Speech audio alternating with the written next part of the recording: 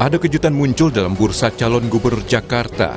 Kejutan itu adalah wacana menduetkan nama dua mantan gubernur Jakarta, Anies Baswedan dan Basuki Cahayapurnama atau Ahok pada pilkada yang berlangsung November nanti.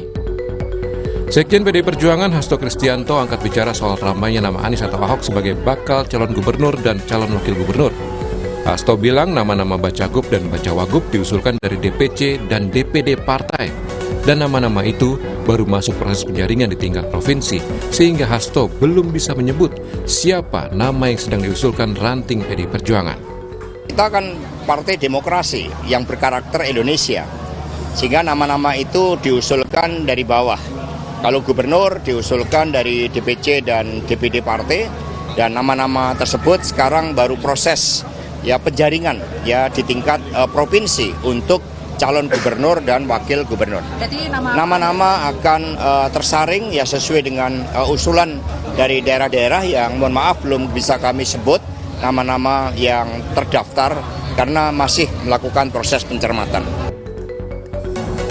Soal maju di Pilkada Jakarta, sebelumnya Anies Baswedan pernah menjawab kemungkinan dirinya kembali dalam kontestasi ini. Anies mengatakan semua panggilan tugas akan dipertimbangkan secara serius untuk selanjutnya diputuskan. Yang kembali mengusung Pak Anies nih untuk Gubernur DKI, bagaimana respon Pak? Semua yang sifatnya panggilan tugas itu selalu dipertimbangkan dengan serius. Dan kami pertimbangkan semua panggilan tugas itu dengan serius. Dan kemudian nanti kita ambil keputusan.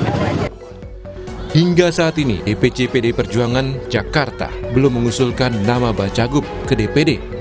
Nantinya, DPD PDIP Jakarta akan menjaring sesuai dengan aspirasi dari bawah. Nama hasil penjaringan akan diusulkan dan disampaikan ke DPP PDIP. Anies dan Ahok pernah bertarung dalam Pilgub Jakarta 2017. Anies saat itu berpasangan dengan Sandiaga Uno, sementara Ahok bersama Jarod Saiful Hidayat. Patut ditunggu apakah ada nama Ahok atau Anies yang menjadi Bacagub Jakarta nanti. Tim Liputan Kompas TV.